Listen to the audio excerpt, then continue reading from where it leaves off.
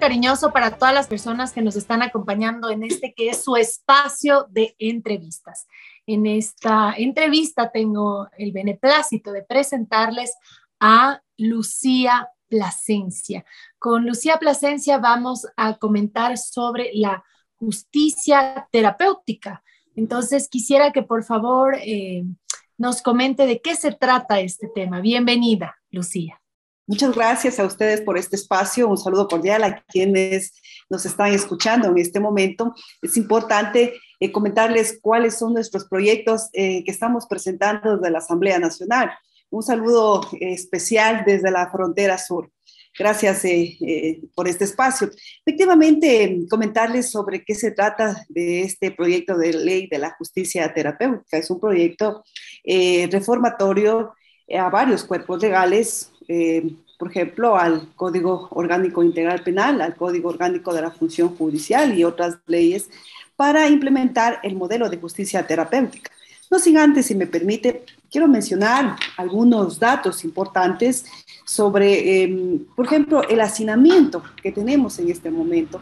Según los datos del Servicio de Atención Integral de Personas Privadas de la Libertad de SNAI, hasta octubre del 2021, en el país se habla de 38.635 presos, pero la capacidad de las cárceles es solo para 30.169. Más presos sin sentencia. La población penitenciaria en Ecuador se divide en 4 grupos. Por ejemplo, hay presos con sentencia, reclusos procesados y con prisión preventiva, detenidos por contravenciones, como los casos de tránsito, detenidos por apremio, es decir, por causas de juicios de alimentos. ¿Y qué es lo que yo quiero que entienda la población? Es que este proyecto de ley va a ayudar, por decirlo así, a que no haya ese hacinamiento en las cárceles. Sí, la Policía Nacional nos habla que entre el 2015 y el 2019 detuvo a 58.264 personas por posesión o tenencia de algún tipo de sustancia narcótica, cuando nos habla de un número de detenidos que es 6 veces mayor al número de procesados y sentenciados. Otro dato también que podemos reflejar es la cantidad de personas consumidoras versus a los delincuentes asociados a las drogas que provienen del sistema de salud. A escala nacional, en el 2019, el Ministerio de Salud nos reporta, por ejemplo, que 94.000 personas ingresaron a emergencias por consumo de drogas y más de 59.000 personas reincidieron. Entonces, al nosotros conocer estos datos, que no son nuevos, estimada Anita, son ya que ha venido por mucho tiempo, pero no hemos podido nosotros concretarnos en buscar una solución para que esta vez con el Ejecutivo se pueda articular políticas públicas. Y ahí es donde viene este gran objetivo del proyecto de ley en hablar de rehabilitación y reinsertar en la sociedad a aquellas personas privadas de la libertad que se encuentren en estas circunstancias porque han cometido delitos que no son graves, pero que lamentablemente están relacionadas al consumo de drogas. Por una parte, la justicia terapéutica es un procedimiento alternativo al cumplimiento de la condena. ¿En qué consistiría, asambleísta? El objetivo es, por ejemplo, reinsertar en la sociedad para que sean parte de la población económicamente activa y no cumpla su condena en centros de rehabilitación, por lo que acabo de mencionar estos datos importantes sobre el hacinamiento que tenemos en este momento en estos centros de rehabilitación, yo lo digo entre comillas, que lamentablemente pueden incidir en que empeoren su situación, y segundo, se logra reducir la población carcelaria para quienes sí deben seguir el cumplimiento sus condenas en los centros de rehabilitación o lo hagan en mejores condiciones y no en el hacinamiento que actualmente nosotros conocemos como se está Porque dando. muchas veces en los centros de privación de libertad no existe rehabilitación, sino que de hecho al reunirse con personas que han estado inmersas en otro tipo de delitos, incluso llegan a tener contactos no los más apropiados. Pero también hay otro tema, asambleísta. En algunos países hay algo conocido como el derecho al olvido, lo que consistiría en que su pasado judicial no es público para que puedan rehacer su vida, porque como conocemos la Constitución nos dice que no debe haber discriminación, no debe haber discriminación por inclinación política, inclinación sexual, edad, etnia, creencia religiosa, pasado judicial, pero sin embargo, por ejemplo, tenemos el sistema SAGE, donde usted por nombres, apellidos o número de cédula puede ingresar a ver el historial que ha tenido en el sistema de justicia una persona. Y eso muchas veces le cierra las puertas a las personas que han ya cumplido con su pena, que se entiende, ya han sido rehabilitados y muchas veces no pueden acceder, por ejemplo, a un trabajo, porque sí llegan a tener este tipo de discriminación. Y de esa forma, al no poder tener un trabajo, es mucho más difícil que pueda tener el sustento necesario para vivir y ahí es cuando nuevamente recaen frente a la desesperación de no poder conseguir algo, ¿no? Entonces, ¿han pensado hacer algo al respecto? Bueno, lo que usted dice es algo súper importante y que entrará en análisis. Lo que nosotros queremos centrarnos en este proyecto de ley es justamente para la rehabilitación, como usted decía, y hay que decirlo, entre comillas, la rehabilitación que en este país se trata de hacer, pero lamentablemente no cumple con esa palabra. Por eso es que nosotros pretendemos en este proyecto de ley es rehabilitar a personas privadas de la libertad asociadas con adicciones, que puede ser parte, para que puedan ser parte de la sociedad nuevamente, porque ya no constituyen un peligro para la sociedad, por lo que este proyecto de ley también aporta a la seguridad nacional. Aquí, Anita, es importante mencionar qué cuerpos normativos se podrán o se verán afectados en este proyecto de ley, afectados del proyecto reformatorio. Yo lo mencionaba al inicio, que estaríamos hablando del Código Orgánico Integral Penal, una ley orgánica de prevención integral a la Ley Orgánica de Prevención Integral del Fenómeno Socioeconómico de las Drogas y su regulación y control de uso de las sustancias catalogadas sujetas a fiscalización. Nosotros ya tenemos esta ley que también la pretendemos reformar, también como el Código Orgánico de la Función Judicial. Pienso que es importante mencionar y hablar con responsabilidad. ¿Y por qué lo digo? Porque si nosotros mencionamos o presentamos un proyecto de ley que solamente estaríamos hablando solo de un cuerpo normativo, lamentablemente no tendría cómo articularse, como en ese momento lo hemos estado presentando, ya lo presentamos a estas normativas. Ahora también sería importante hablar cuál sería la población beneficiada con este proyecto de ley. Estamos hablando de los adolescentes, de los adultos, de grupos de atención prioritaria, privados de la libertad y en personas de riesgo a la población nacional. Asambleísta, ¿y qué pasa con las personas que una vez que pues han pasado un proceso, que han sido sentenciadas, pero como no van a un centro de rehabilitación social, sienten que no han recibido un castigo y esto, por el contrario, se convierte en un refuerzo negativo de la conducta que justamente se está buscando erradicar? Pensar que no importa el proceso penal que se lleve adelante por haber incurrido en una conducta típica, antijurídica y culpable, no va a ir a parar en un centro de privación de libertad. ¿Cree que eso también podría suceder? Por eso es importante hablar de una rehabilitación y justamente el objetivo de este proyecto de ley es para estas personas, para los que no cometen esos delitos, por ejemplo, de violación, de asesinato, que va más allá en el tema de poder rehabilitar y reinsertarlos a la sociedad. No pienso que en este momento podamos hablar de que se quite esa pena cuando ya se extienda a un delito más grande, sino más bien hablar de la rehabilitación para lograr ese objetivo que nosotros estamos hablando en este momento, para evitar ese hacinamiento en estos centros de rehabilitación. Eso más bien es ese proyecto de ley. Se rehabilitarían desde la libertad, se podría decir. No hablamos de una libertad, sino más bien de una rehabilitación.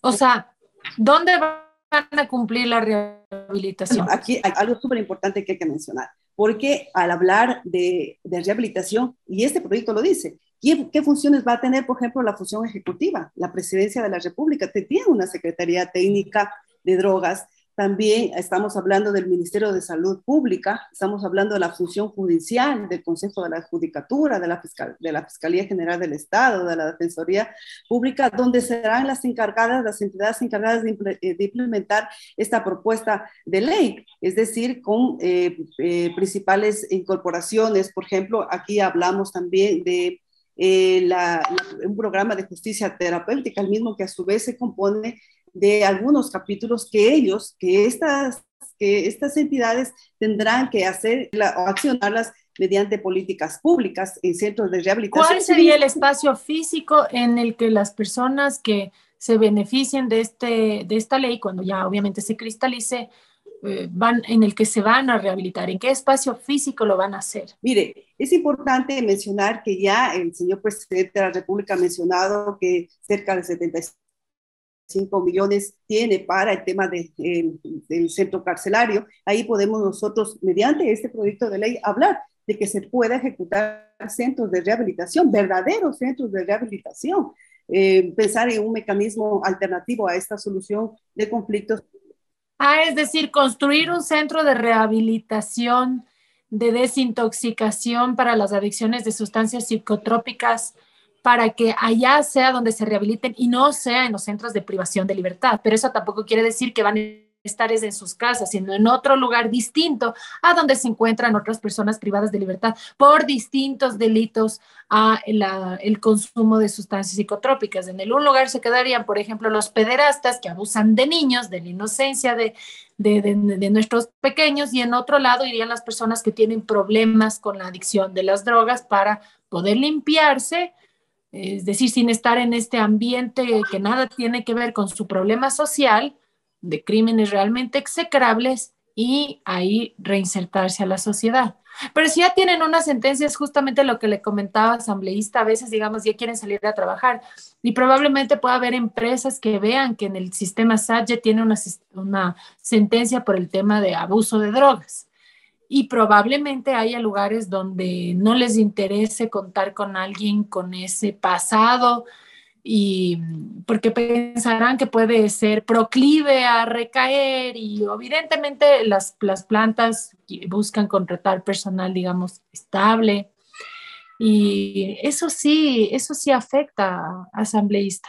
¿Hay alguna forma en la que se pueda solucionar ese tema? Lo que usted acaba de mencionar es súper importante porque estaríamos hablando ya de una reinsertación a la sociedad integral, por lo que usted mismo acaba de mencionar. Hablar, por ejemplo, de un programa de justicia terapéutica, decirle a la ciudadanía qué es este programa de justicia terapéutica. Usted ha mencionado, claro, ahora nosotros podemos contar o se cuenta en la sociedad con centros de rehabilitación privados, pero lo que se menciona o lo que se pretende en este momento es con centros de rehabilitación públicos, aquí que el Estado se haga cargo de estas personas. Porque eso dice la Constitución, además. Exacto, cumpliendo con lo que dice nuestra Carta Magna, pero usted ha mencionado algo, ¿cuál es su pasado judicial, por decirlo así? Estaría ya, al ser una propuesta de ley que se está analizando, sería de conversar y de poder incorporar lo que usted menciona. Es algo súper importante lo que usted ha mencionado. Pero y es necesario, y le digo por qué, asambleísta, porque la Constitución, nuestra Carta Magna, que es la que rige al resto de normas del país, establece el tema de la no discriminación, e incluso en el mismo artículo menciona: cualquiera de estos tipos de discriminación será sancionado por ley. Pero no hay una ley que aplique lo que dice este artículo de la Constitución. Usted busca cualquier código orgánico, cualquier norma, y ninguno tiene la aplicación de lo que es mandato constitucional. Es decir, hay un vacío legal. Y por lo tanto puede haber este tipo de discriminación, y lógicamente si es que una persona ya sale, quiere hacer algo de su vida, no le permiten, puede recaer. Reitero que es muy importante lo que usted acaba de mencionar y lo tomaré muy en cuenta, pero déjeme contarle de qué se trata el programa de justicia terapéutica. Comentarles que es un mecanismo alternativo de solución de conflictos del Sistema Nacional de Rehabilitación Social. ¿Por qué se puede aplicar durante qué? Durante la etapa de instrucción o el proceso de juzgamiento penal o durante el proceso de ejecución de la pena privativa de la libertad. Mencionar también que está este programa direccionado a las personas, y ahí está lo que comentaba y va a despejar algunas dudas, está direccionado a las personas que se encuentren en este proceso de juzgamiento penal o que cuentan con una sentencia condenatoria ejecutoriada por delitos, por ejemplo, con una pena privativa de libertad menor a 5 años, o que se encuentren privados de la libertad y que padezcan de un trastorno como consecuencia del consumo de sustancias psicotróficas o estupefacientes. Entonces, hay que irnos articulando y hay que ir viendo la manera de ir acorde a lo que está estos cuerpos normativos, porque si bien es cierto, hay que tomarlos muy en cuenta que solamente reformando a un proyecto, a una normativa o a un cuerpo legal, difícilmente podemos ir a articular y buscar esas soluciones que en este momento nos está afectando a la sociedad.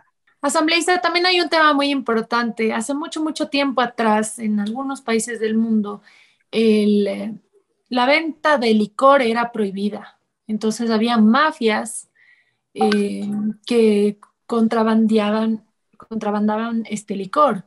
Y eso era un negocio muy lucrativo porque lo prohibido tiene un precio más elevado y ahí es donde había, por ejemplo, el mismísimo y famoso Al Capone. Se dedicaba al tráfico de licor, al contrabando, ¿no? Y ahora lo que vemos aquí en el país en la actualidad es que hay mucha violencia,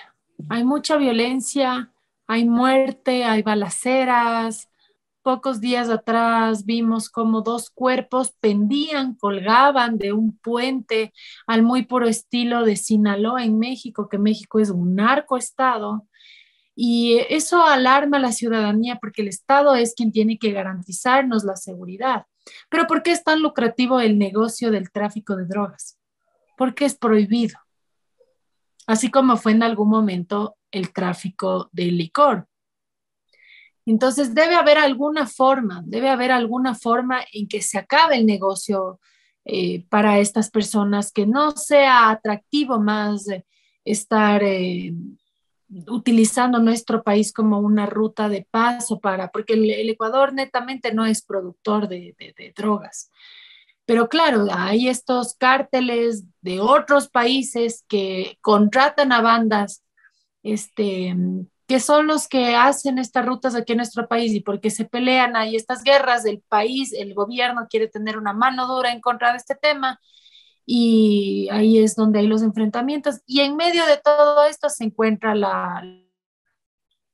¿Qué opciones desde el Parlamento se están planteando para que dejemos de vivir esta inseguridad como ciudadanos?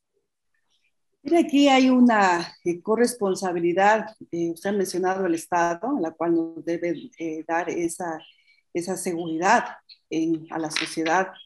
Y usted había traído un ejemplo como los carteles de Sinaloa. Acordémonos que en México eh, han hecho esfuerzos, están esfuerzos por controlar este tipo de situación lamentable y que podemos nosotros ya ver el día de ayer, si no mal recuerdo, salía ya en las noticias, hoy en la mañana en las noticias, que 2 cuerpos estaban colgados en un puente en Guayaquil y eso en Durán, y eso nos llamó mucho la atención, que se pueda replicar lo que está pasando en otros países y a decir que se pueda hablar de un control del Estado. Aquí el Estado es el responsable de darnos esa seguridad. Nosotros como asambleístas, usted bien lo conoce, estimada Anita, que nosotros ejecutamos, planteamos las normativas, pero quien las debe aplicar es el Estado. En este caso es el Ejecutivo con las diferentes carteras de Estado. Aquí el Ministerio de Gobierno tiene que tener mano dura y estar atentos en el control de estos hechos y para que Los no... policías tienen miedo de actuar, asambleísta, porque después son procesados. Por eso mismo nosotros estamos trabajando justamente en la Comisión de Seguridad Integral. Se había planteado 15 propuestas de proyecto o 15 propuestas reformatorias para que la seguridad que se pretenda dar, en este caso, a la policía o el accionar de la policía no se vea afectado, pero también se debe actuar con responsabilidad en ambos casos y se está trabajando en eso. Ahora, yo insisto en que el Ejecutivo debe tomar estas propuestas para que pueda aplicarlas. La Asamblea Nacional está trabajando en eso. Ahora ya es la responsabilidad en este momento de quienes tienen que accionar en este caso. ¿Qué opinas sobre el tema del Consejo de Participación Ciudadana y Control Social en la actualidad? Hace unos días atrás teníamos una presidenta, Sofía Almeida, a todas luces relacionada con el Partido Social Cristiano. Tenía una mayoría en ese entonces que era social cristiana, correísta, como la que se conformó también en la Asamblea Nacional. Y ahora que ya Hernán Ulloa está presidiendo esta institución, el Partido Social Cristiano y el correísmo no desean que continúe más, pero cuando ellos manejaban la institución no planteaban la eliminación del Consejo de Participación Ciudadana y Control Social. Eh, ¿Cuáles son sus criterios acerca de este momento político que se está viviendo? A ver, le comento a Anita, cuando uno ha pasado, cuando tiene un camino del activismo por las organizaciones sociales, uno quiere que le representes, ser representada en algún espacio de acción política y participación ciudadana, y lo digo entre comillas porque no ha sido de participación ciudadana, en la que se encarga de elegir o ver a 7 o representantes en 7 entidades, Consejo Nacional Electoral, Contralor, Judicial, Fiscalía, pero al momento de activarse vemos que no estamos siendo representados como ciudadanos. En todo caso, pienso que es algo nefasto es poder escuchar esto, que se va o pretende ser representados por ciertos partidos políticos cuando deben olvidarse del tema partidista, cuando deben ir a representar a lo que es el Consejo de Participación Ciudadana, la ciudadanía, y vemos que no estamos siendo representados, la ciudadanía no se siente representada por este Consejo de Participación Ciudadana. Por eso vemos esta lucha de poderes, esta lucha de poder que se ha nominado en la actualidad. Pero más allá de eso, tenemos que dar confianza, y si vemos esta lucha de poderes, difícilmente la ciudadanía va a confiar en esta institución. Muchísimas gracias, asambleísta, por habernos dado su valioso tiempo para que pueda informar a la ciudadanía este proyecto de ley muy interesante que sin duda alguna va a ayudar a la disminución del hacinamiento en nuestros centros de rehabilitación social.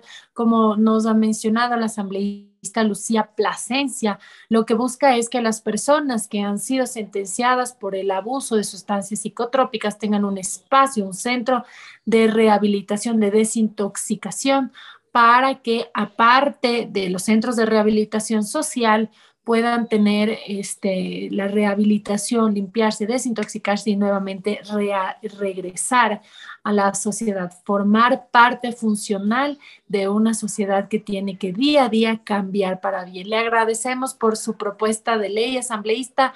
Esperamos que siga haciendo ese trabajo en favor de las personas que se merecen 1, 2, 3 oportunidades siempre que haya esa voluntad de cambiar para ser mejor y servir mejor. Le dejo que se despida, por favor. Muchas gracias, estimada Anita. Yo muy agradecida de poder estar en este espacio conversando con la importante ciudadanía que sigue este medio de comunicación.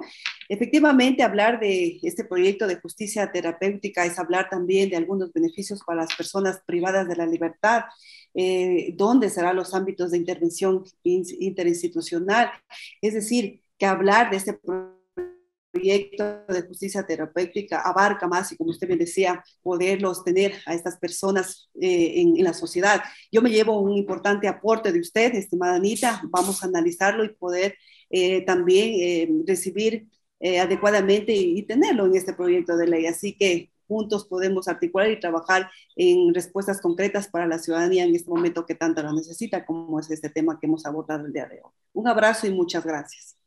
Muchas gracias a usted y muchas gracias a todos ustedes que nos han estado acompañando en este su espacio de entrevistas a través de la señal de OnePlus TV, más TV, más color. No se pierdan de la siguiente programación. Un abrazo cariñoso.